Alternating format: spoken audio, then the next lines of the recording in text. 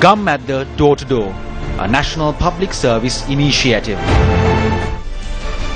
Those were some of the images of day 13 of the Newsfirst Gum at the Door-to-Door campaign, an unprecedented national public service initiative. We have more details coming up on the bulletin. Good evening and welcome to Primetime News. Now, before we take a look at our headlines tonight, a reminder to our viewers that you can join the conversation on tonight's news bulletin on Twitter by following @Newsfirst_EN and using the hashtags featured on our main stories tonight. Decisions for the good of the country will be made in a timely and correct manner, a statement from the President. Taxes to be imposed on services including tuition classes. 40 HIV positive cases reported in the last 2 months, a startling revelation. Lasith Malinga decides to step down from T20 captaincy.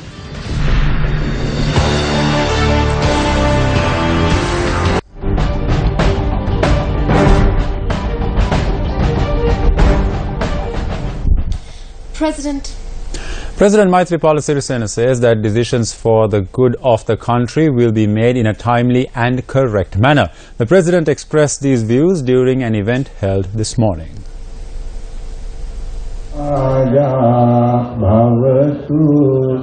The event to launch the national policy for a toxin-free country was held this morning at the Bandaranaike Memorial International Conference Hall under the auspices of President Maithripala Sirisena. Ministers and MPs including Prime Minister Ranil Wickremesinghe were present at the occasion. Cultural performances added colour to the event. The country needs a good and true national policy and a national plan on agriculture. Is the farmer free of the burden of debt? This is the primary problem. What is the context of the demand for fertilizer at 350 rupees? It is the sound of poverty and inability of the farmers. If you conduct a survey at an agrarian settlement scheme in the country, how many out of every 100 farmers are indebted to the banks? How many have mortgaged their fields? How many have leased their fields and how many have sold it altogether? This is the real situation. We will come together to support the national policy to ensure the health and well-being of the nation as a whole, including the farmers. No one can debate or argue against this. මේ ගැන කිසිවෙකුටත් කිසිදු විවාදයක් හෝ සංවාදයක් හෝ තර්කයක් නැහැ. අයි බලන්නේ මේකෙන් අලුත් කෘෂි ආර්ථිකයක් ඇති කරන්න. We hope to create a new agrarian economy through this. There is huge demand in the world today for food that is free of toxins. Come 2050, the population from Arabia to Indonesia will amount to 3 billion. There is great demand here for food that is free of toxins. Just imagine if we are able to provide food for 10% of that population. On one hand, we need food that is free of toxins for the people of our country. But we will go beyond boundaries. During the Rajarata era, this country was the granary of the Indian Ocean. In 2 to 3 decades, we can turn this into the Indian Ocean Sustainable Agriculture Center. We can turn this country into the center for toxin-free food. වසවිස නැති ආහාර දෙන මධ්‍යස්ථානයේ හැටියට අපිට බිහි වෙන්න පුළුවන්. අපි ලබා දෙන මුදලෙන් With the funds that we provide, farmers can move away from chemical fertilizer and use 100% carbon-based fertilizer. Today, the farmers are being enabled to engage in environment-friendly agriculture. This change has been brought about through the leadership of His Excellency the President. එහෙමනම් මේ වෙනස ඇති කරේ අතිගෞරව ජනාධිපතිතුමනි ඔබතුමාගේ නායකත්වයෙන්. The President also launched a new program to obtain data on farmland through satellite technology at this event. Hindu devotees around the world celebrate Mahasivaratri today. Mahashivaratri is a Hindu festival celebrated annually in reverence of the god Shiva. It is believed to be the day Shiva saved the universe by drinking the poison that emerged from the churning of the ocean. While most Indian festivals are celebrated during the day, Shivaratri is celebrated during the night by keeping a night-long vigil, as it is believed that Lord Shiva saved the universe from darkness and ignorance. This day is also believed to be the day that Shiva was married to the goddess Parvati. The Mahashivaratri festival, also popularly known as Shivaratri or Great Night of Shiva, marks the convergence of Shiva and Shakti.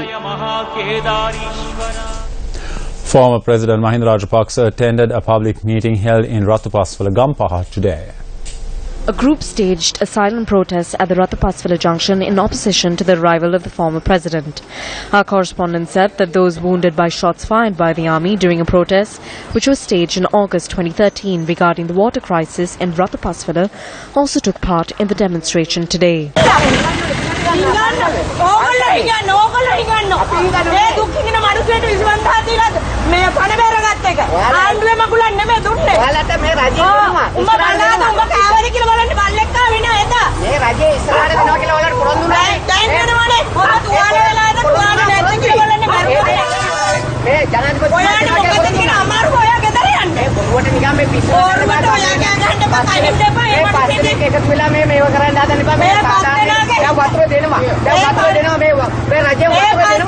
Well, these 5 people do have grievances, don't you?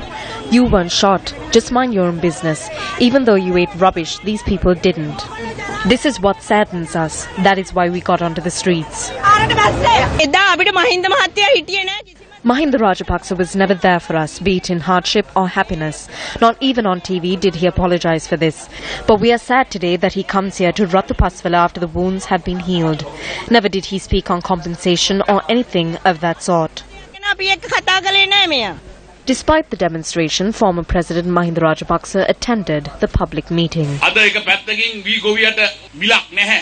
On one hand, farmers do not have a stipulated price for paddy. They bargain for 18,000, 15,000 or 16,000 rupees. The farmers have nothing else to do. They have suddenly opened an agency and suddenly introduced a stock of rice to the market, which has increased the price of rice.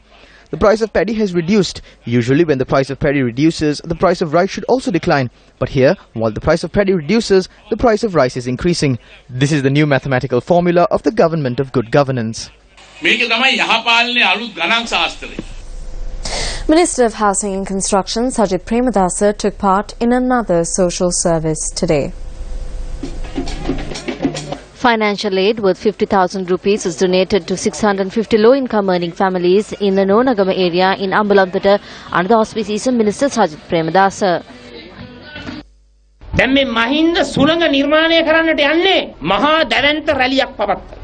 They are now trying to create the Mahinda breeze by staging a mighty rally.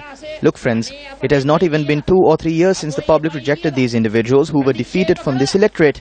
Now these individuals who were defeated and rejected are shouting again and again, saying that the new government will be formed by the Mahinda breeze in 2 years' time. Dear friends, it is in the Mahinda breeze which you will see in the future, but the development breeze of the country. I would like to state that under the strength of the President and the Prime Minister, the breeze of development will be created in the country as never before in the history of Sri Lanka. Day 13 of the Newsfirst Gum at the Door-to-Door campaign, an unprecedented national public service initiative, got underway today. Our teams touring the heart of rural Sri Lanka witness and experience firsthand the problems plaguing some of the most vulnerable sections of the populace. Gum at the Door-to-Door, a national public service initiative.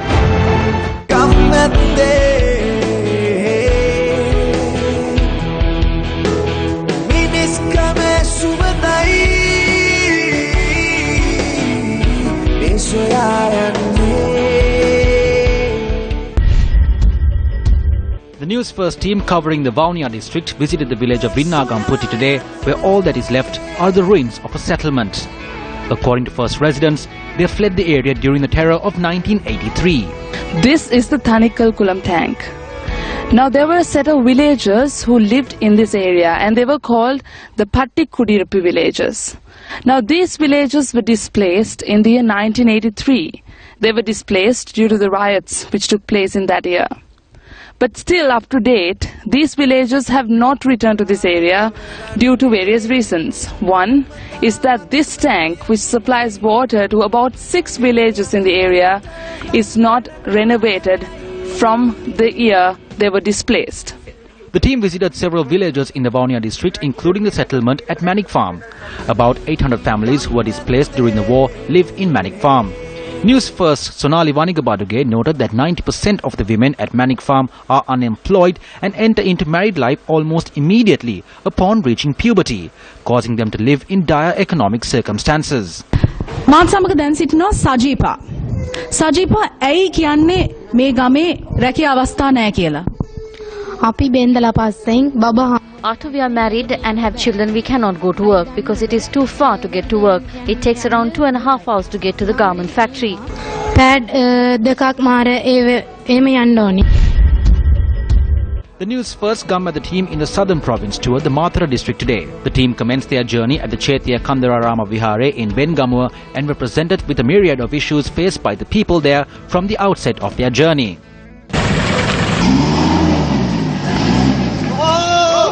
The News1st team also visited the village of Mandadavila in Kotapola. This is the Udahoragala Mandadavila road.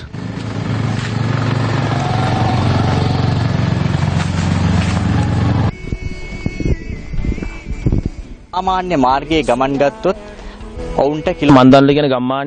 Mandandavila village is located between the Hakman electorate and the Denia electorate, which is why nothing gets done for us. So when we address this matter to either of the Pradesh Sabhas, the matter gets caught in between, a tug of war between the two Pradesh Sabhas, and nothing gets done. Our team, which visited several estate villages in Deniaya, also encountered a dilapidated road which leads to the Bevarlia estates. We have to stop operating for a day and a half until the water subsides. When it floods, 3 buses operate, and that too with the greatest difficulty. We repair buses every night to take the children to school in the morning. Our team listened patiently to the woes of the villagers in several estate settlements in Bevarlia and Sita Alia. Even the electricity supply, which was provided only a few years ago, has been disconnected. This is a house of about less than 100 square feet. This is where around 2 families live. Following the discussions we had with the area residents here, they charge that they don't have electricity, proper sanitary facilities, and also access to drinking water. They send their children to school with all these difficulties, and this is their sad story. We are suffering so much because we have no place to stay. Kevilton Electrical Products Private Limited, a subsidiary of the Capital Maharaja Organisation Limited, provided free light bulbs to the people parallel to the News1st Gammatha door-to-door campaign. Our team in the southern province also experienced firsthand the extreme dilapidated state of the Kiripitia Indola road. The state of the 5-kilometer stretch of road is a severe inconvenience for about 300 families living in the area.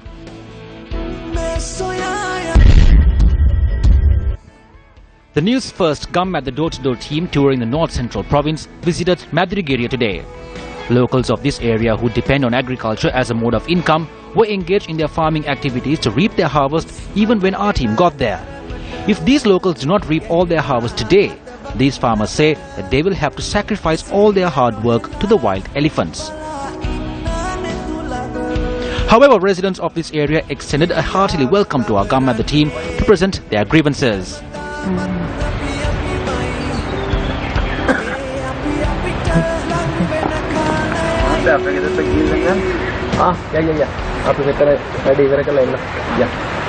Accepting Nishanta's invitation, the News1st Gammatha team visited his residence.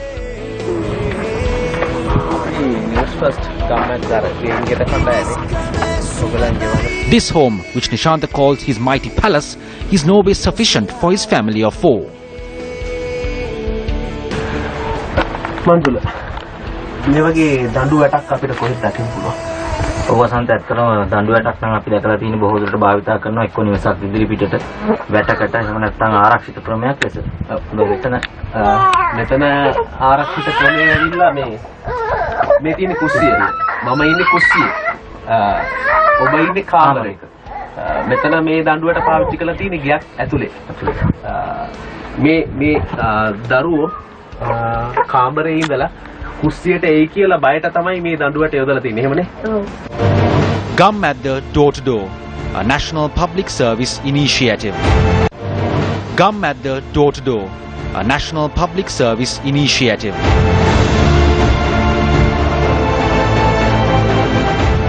The unparalleled island-wide campaign, Gammatha door-to-door.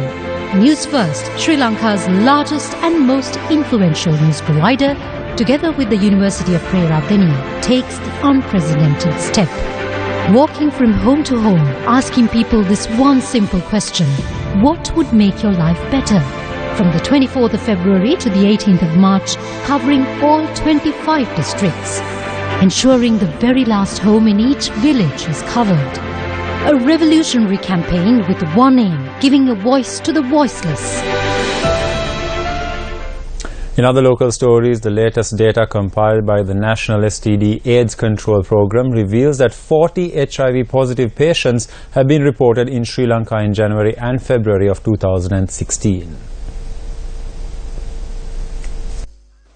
The human immunodeficiency virus, or HIV, causes the disease AIDS, for which there is no permanent cure, although symptoms can be controlled through antiretroviral drugs.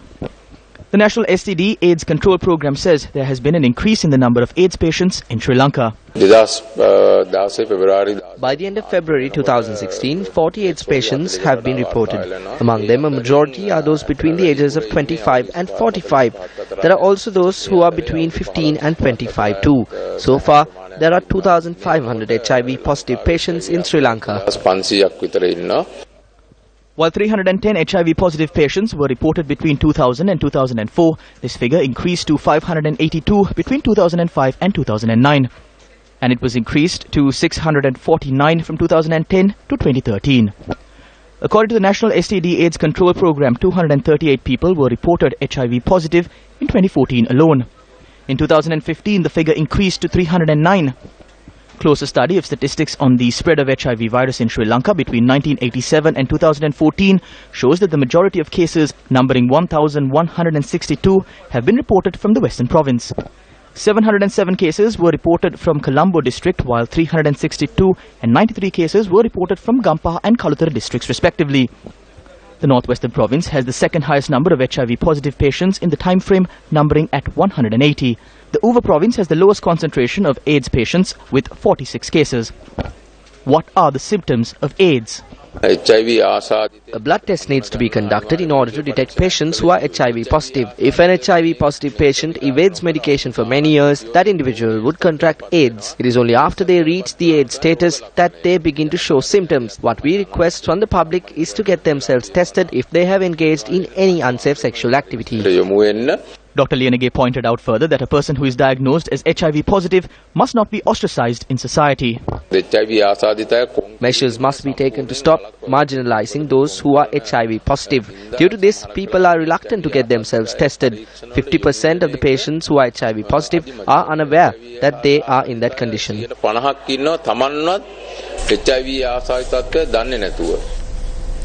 A demonstration was held in the Varimada town today demanding the reinstatement of the previous fertilizer subsidy scheme.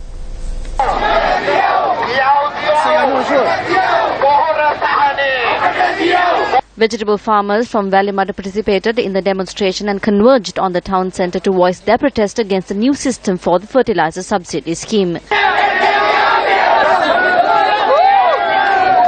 The farmers' fertilizer subsidy must be reintroduced. We must have a fair price for the harvest. Duminda Disanayake promised us that a relief scheme would be introduced in a few days for all farmers, including potato farmers.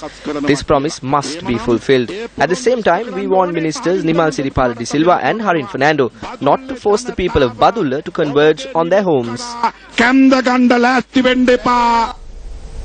A group of local government representatives in the Hambantota district convened a media briefing today.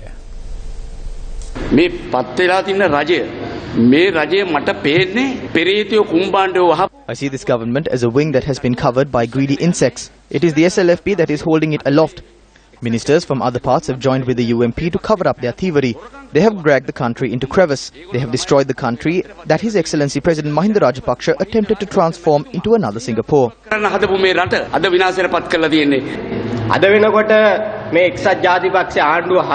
Today the UNP government and the MPs and ministers from the SLFP who have joined them have destroyed the SLFP's power in the Pradesh Sabhas.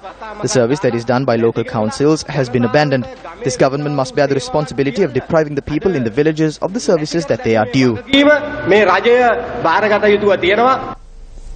Minister of Provincial Councils and Local Government Faiza Mustafa contacted News First shortly after this news item was telecast on the main bulletin at 7 p.m. on Sirasa TV and expressed the following views.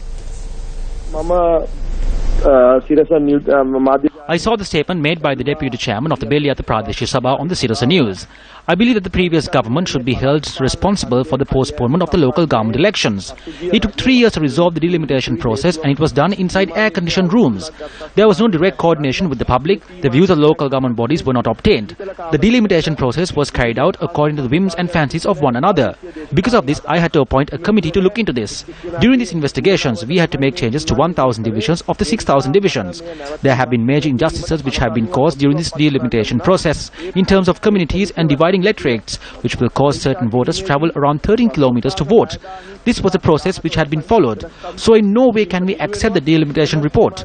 So we have had to change it. Also, I will never surrender to the local government bodies which have been dissolved. I always work in an efficient manner. So this government and this ministry will not leave room for local government bodies to function in an inefficient manner.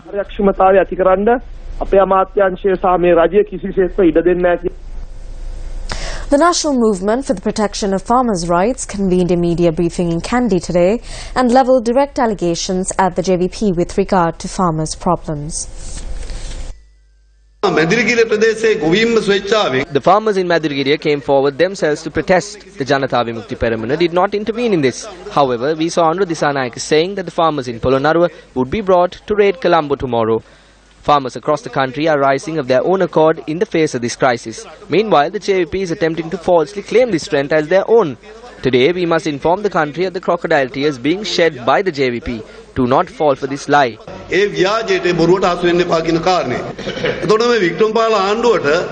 The Wickremapala government is unable to provide fertilizer for less than 2,500 rupees. The JVP cannot provide it for 350 rupees, and neither can the JVP ever come into power.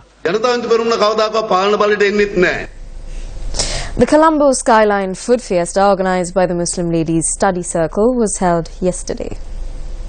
The food fiesta was held at Junada Samavati in Colombo and attracted a large crowd. Funds were raised for the Muslim Ladies Study Circle's Welfare Association for the maintenance of vocational training centres. This carnival, the Colombo Skyline Food Festival, we have it once in 2 years in aid of our vocational training centres. We have 6 centres and we have been doing this for the last 7-8 years, over 10 years really. And we have trained over 7,500 girls. And this money we raise today is aid to sustain our vocational training centres.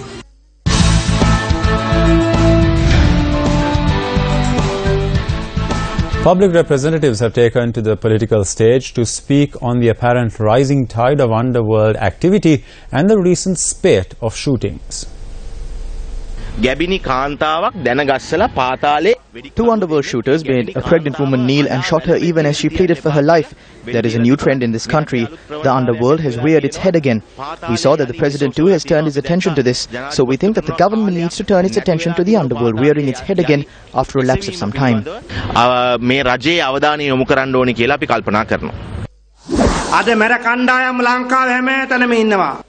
Gangs of thugs are everywhere in Sri Lanka at present. A young boy was killed recently in Kurudugahatakma. The thugs are not being arrested. If Mahinda Rajapaksa was here today, Mahinda would be caught by the gangs.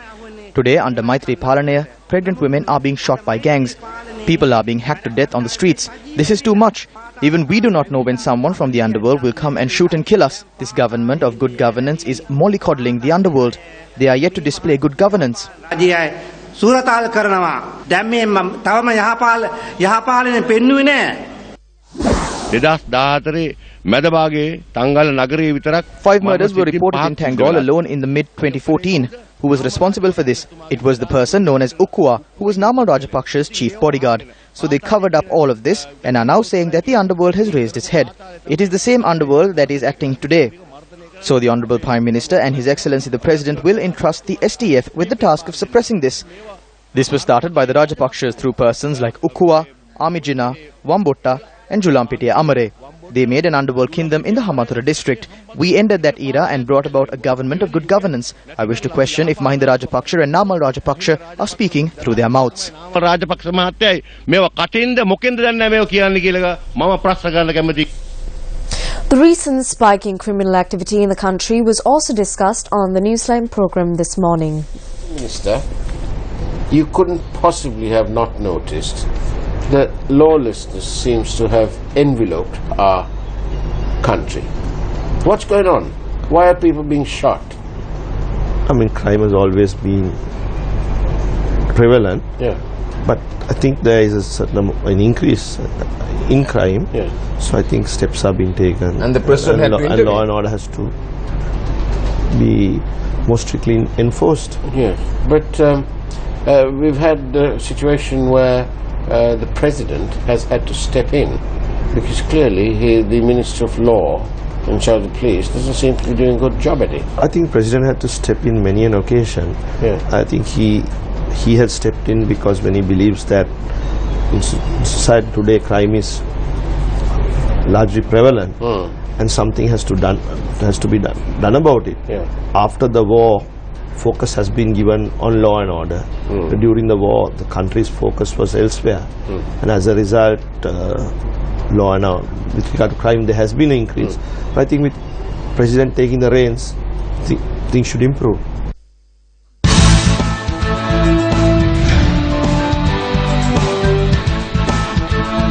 Deputy Minister Dr. Harsha De Silva announced that the government's attention has been drawn to imposing taxes on services, including tuition classes.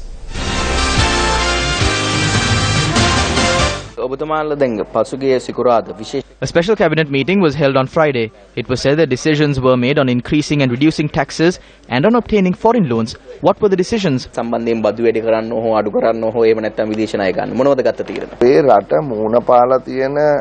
We had extensive discussions on what we as a government should do to rescue the country from the economic crisis it is facing.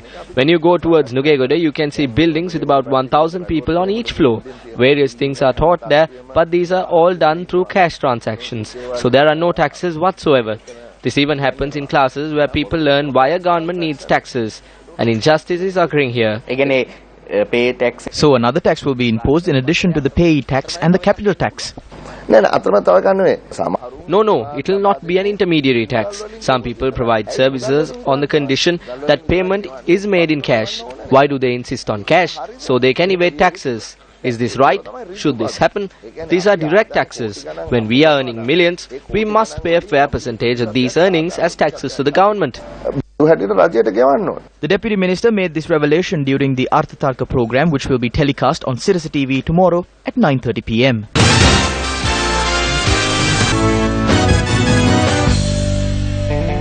Lasith Malinga has decided to step down from his role as captain of the Sri Lanka T20 side for the ICC World T20. When contacted by Sports First President of Sri Lanka Cricket, Thilanga Sumithipala said that Lasith Malinga had informed the board that his fitness levels have not improved as yet. Thilanga Sumithipala added that a decision on whether Lasith Malinga should be replaced by another player will be taken at a later time. And that's a look at your primetime news bulletin for tonight. Thanks a lot for joining us.